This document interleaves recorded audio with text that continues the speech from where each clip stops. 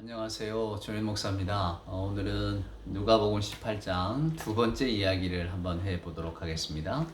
성경의 말씀은 누가복음 18장 9절에 있는 말씀부터 한번 보도록 하겠습니다. 9절로 14절입니다.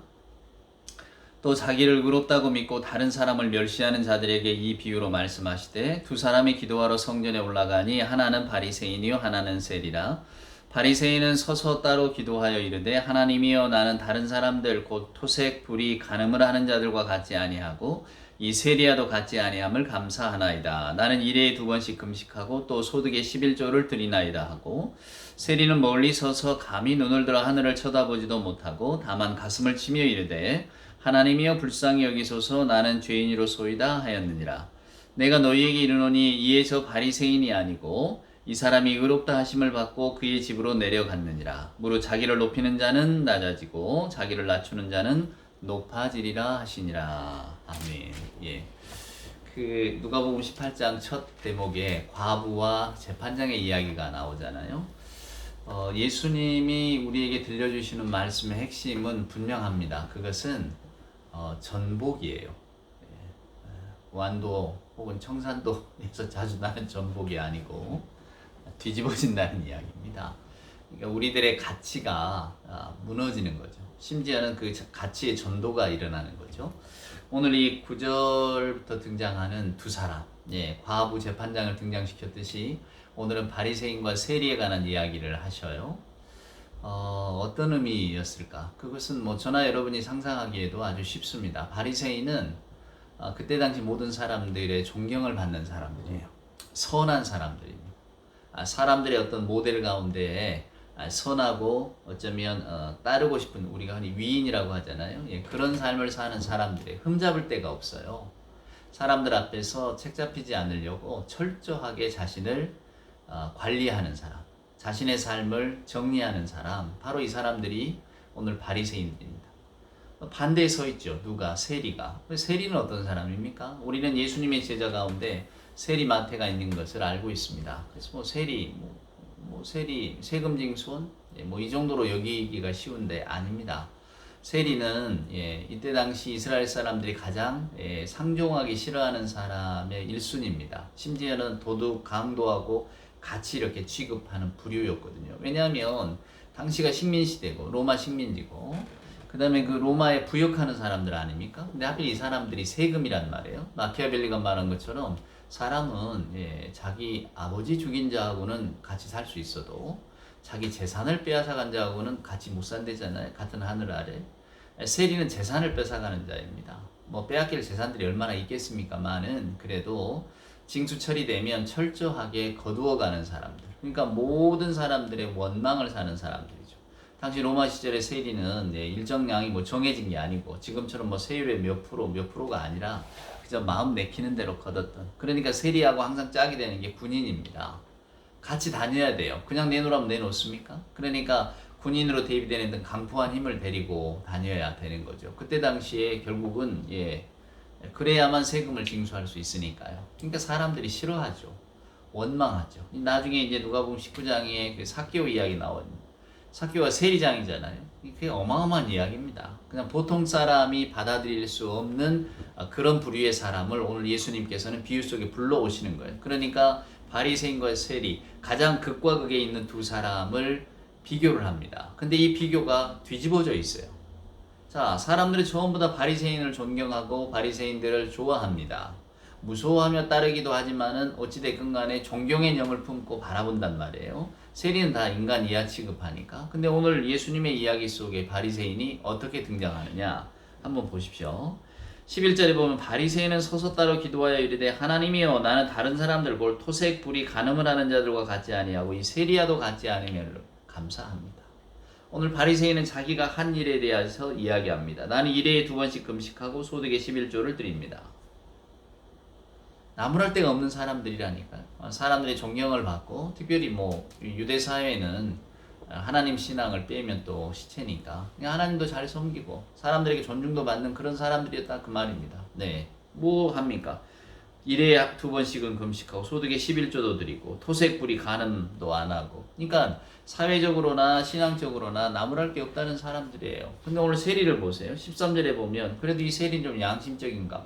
멀리 서서 감히 눈을 들어 하늘을 쳐다보지도 못하고 가슴을 치며 이르되 하나님 불쌍히 여기소서 나는 죄인입니다.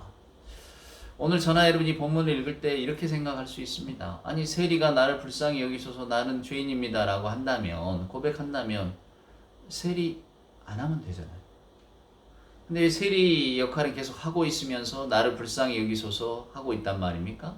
우리는 이 사람이 마음에 안 듭니다. 아무리 좀 마음에 들게 보려고 해도 사랑하는 여러분, 어쩌면 거지 되게 같지 않습니까? 자기가 그게 좀 마음이 불편하면 세리 안 하면 되는데 세리 안 하자니 먹고 살 게 두렵고 세리를 하고 있으니까 어찌됐건 어느 정도 안정된 생활은 보장이 되고, 이 안정된 것은 포기하기 싫고, 그렇다고 이게 뭐 떳떳한 건 아니고, 그러니까 성전에 와서 그냥 우는 것으로 대신하는, 아이고 하나님 나를 불쌍히 여겨주십시오. 사랑하는 여러분, 오늘 예수님의 비유 속에서 여러분과 제가 착각해서는 안 되는 것은, 예수께서는 바리새인은 나쁘다 나무라시고 세리는 높이신다 이게 아닙니다. 사랑하는 여러분, 그런 맥락에서 보시면 안 돼요. 말씀드린 것처럼 바리새인은 사람들에게 존중을 받고 존경을 받고 또 사람들이 보기에 흠없는 인생, 바른 인생을 살았단 말이에요. 누구나 볼 때에도 바리새인처럼 살아라 그러지 세리처럼 살라는 사람이 있겠습니까? 근데 오늘 예수님께서 여기에서 강조하는 건 마지막 14절에 있는 것처럼 무릇 자기를 높이는 자는 낮아지고 자기를 낮추는 자는 높아진다. 이게 뭡니까 여러분? 이게 바로 이신칭이 믿음에 관한 이야기입니다. 하나님의 은혜에 관한 이야기예요. 오늘 이 바리새인과 세리가 두 사람이 기도하러 올라왔어요. 바리새인은 흠잡을 데 없이 신앙생활을 한 사람입니다. 그렇지만 오늘 예수님의 눈에는 그 사람의 어떤 그 얄팍함이 드러나는 거예요. 어떤 게 드러납니까? 입으로는 하나님을 부르고 있지만은 오늘 바리새인의 그 마음속에는 철저하게 하나님 대신에 자기가 들어있는 거예요.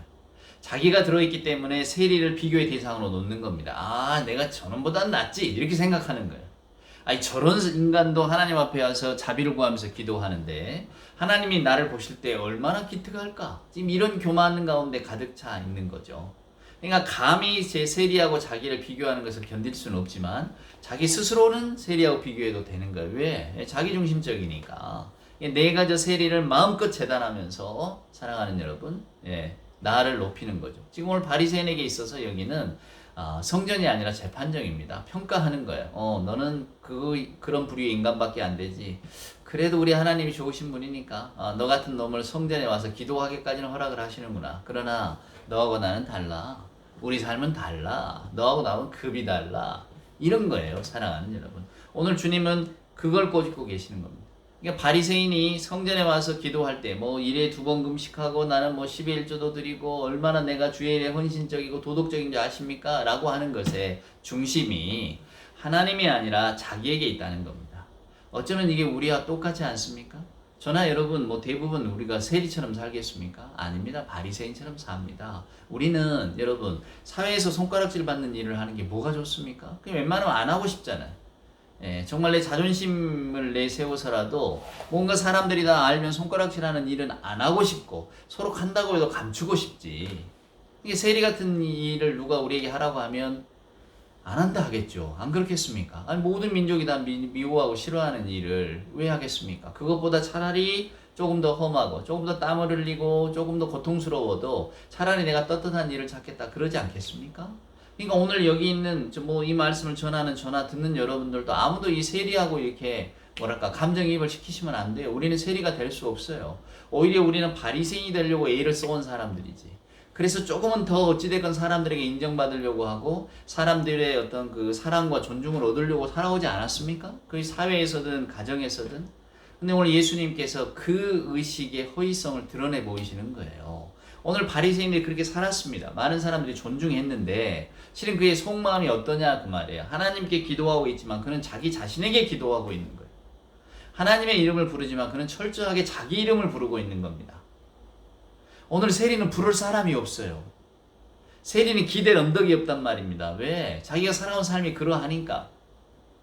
내 삶이 이렇고 그리고 내가 이 삶을 그걸 놔버릴 만한 용기도 없어요.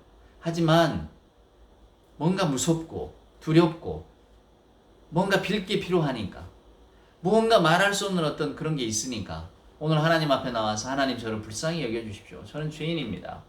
저는 제 삶이 얼마나 엉망인지 알고 있습니다.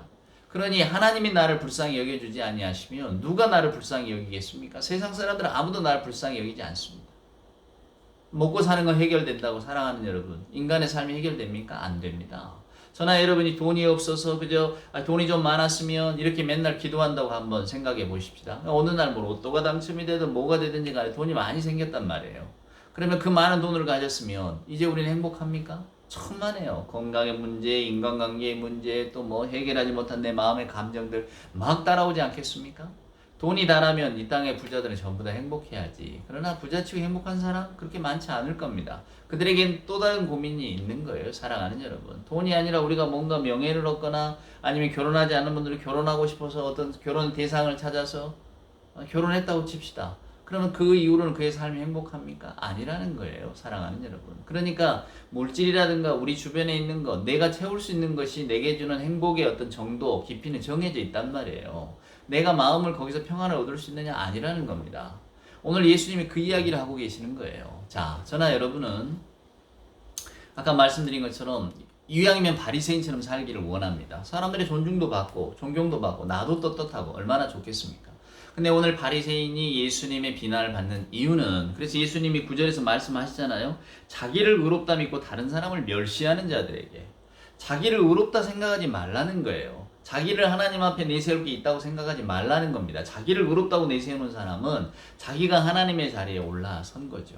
그러니까 오늘 이 바리새인은 자, 바람직하고 종교적인 전통을 지키면서 하는 거 좋단 말입니다. 하나님도 다 그것을 격려하시고 귀하게 생각하시죠. 근데 문제는 여기 있습니다. 내가 이것을 이렇게 지켰으니 나 이만하면 된 사람 아니야?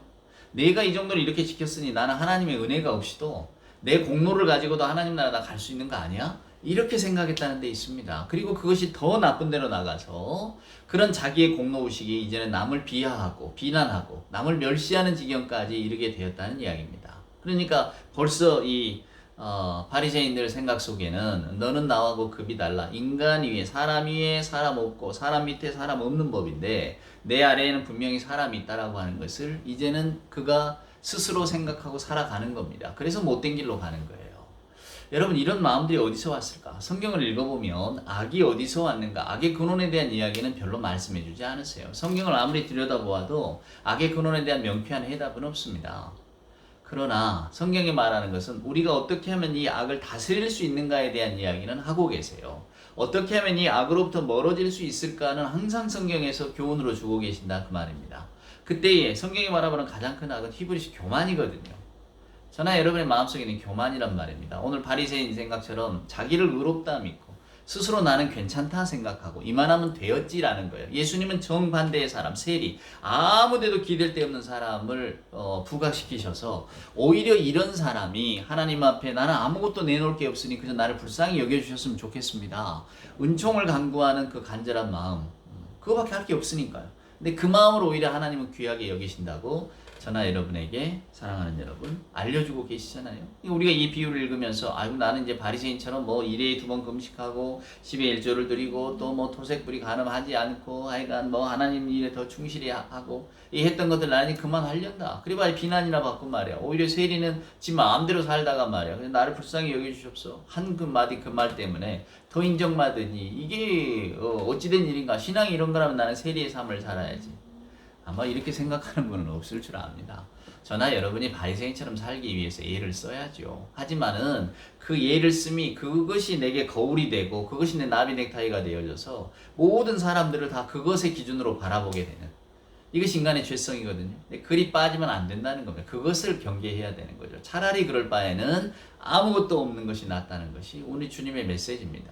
여러분, 그 다음 우리가 15절 한번 보세요. 사람들이 예수께서 만져주심을 바라고 자기 어린 아기들을 데리고 오매 제자들이 보고 꾸짖거늘 예수께서 그 어린아이들을 불러 가까이 하시고 이르시되 어린아이들이 내게 오는 것을 용납하고 금하지 말라. 하나님의 나라가 이런 자의 것이니라. 내가 진실로 너희에게 이르노니 누구든지 하나님의 나라를 어린아이와 같이 받들지 아니하는 자는 결단코 거기 들어가지 못하리라 하시니라.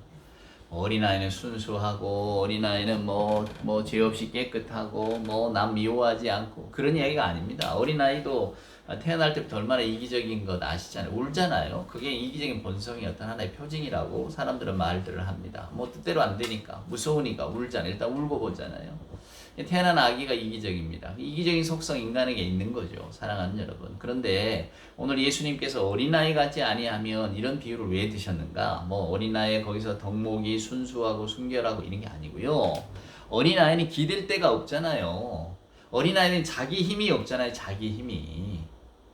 자기가 누구에게 기댈 사람이 안 되잖아요. 무조건 기대야 되잖아요. 그러니까 아버지 어머니 말씀에 철저히 순종하고 아버지 어머니 음성에 귀 기울이고 단 한올의 의심도 없이 그냥 아버지 어머니를 믿잖아요, 여러분.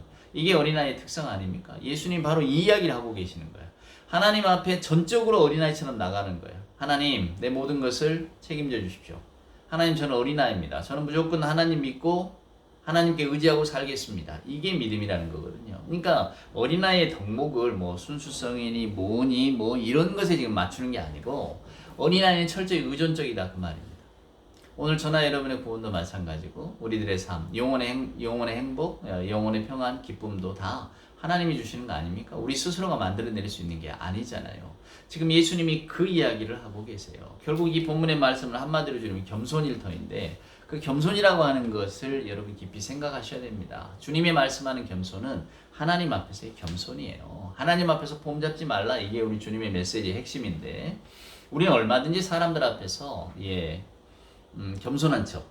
그리고 실제로 겸손한 분들이 많이 있죠. 내가 뭐 남 부리려고 하지 않고 충분히 그런 위치에 있는데 또 뭐 하여간 함부로 하지 않고 마음도 내 멋대로 하지 않는 그런 선한 분들 많이 있습니다. 그리고 그런 생각을 가지고 많이들 살죠. 사랑하는 여러분. 교만하기를 원하는 사람이 누가 있겠습니까? 그러나 우리 인간의 본질은 교만의 어떤 그 근본적인 세력 아래 놓여 있습니다. 그 교만의 근본적인 세력 아래 놓여 있다는 말이 자아중심성을 갖고 있다는 거거든요. 우리는 언제나 우리를 통해서 남을 비교하고 우리를 통해서 어떤 남을 재단합니다. 항상 기준은 나죠. 아무리 안 그러려고 해도 대부분의 우리는 기준을 나로 삼습니다. 그래서 내 마음에 안 들면 못됐다, 나쁘다 그러고 내 마음에 들면 누가 뭐래도 나는 좋다, 나는 저게 좋은데 이런 것이 사람의 마음이죠. 그러니까 사람의 마음으로 빗댄다면 이 땅에 객관적인 사람은 아무도 없는 겁니다. 오늘 우리에게 주신 하나님의 말씀 결국은 어린아이 같이 된다는 것, 내 아버지 앞에 순수한 영혼으로 매달리는 거예요. 호리에 의심도 않는 겁니다. 우리가 어린아이 때 그러잖아요. 아버지 어머니 지금 도대체 우리 아버지 어머니가 무슨 의도를 가지고 저런 말씀을 할까? 별로 이런 생각 안 하잖아요. 그저 아버지 말하면 네, 어머니 말해도 네, 뭐 이런 식으로 살아온 거죠. 조금 더 이제 머리가 크고 자라면서 왜요? 내가 왜 해요? 막 이러기도 하지만은 어린아이일 때는 엄마 아버지 말씀 그저 무조건 순종하잖아요. 예, 그렇습니다. 그래서 오늘 저는 여러분들과 함께 이 바리새인과 세리에 관하여라는 이야기를 읽으면서 가장 중요한 핵심을 이렇게 정리하고 싶어요. 하나님 앞에 폼잡지 말라? 맞습니다. 바리새인 되지 말라는 거예요. 바리새인처럼 살아야 하되 저나 여러분의 삶은 바리새인을 지향해야 하지만 오늘 이 성경에 나오는 바리새인처럼 내 삶의 방향이 바르다고 해서 삶의 방향이 구부러진 사람들을 재단하거나 비판하지 말라는 겁니다. 우리가 재판관의 자리에 서지 말라는 거예요. 사랑하는 여러분. 얼마나 귀한 말씀입니까?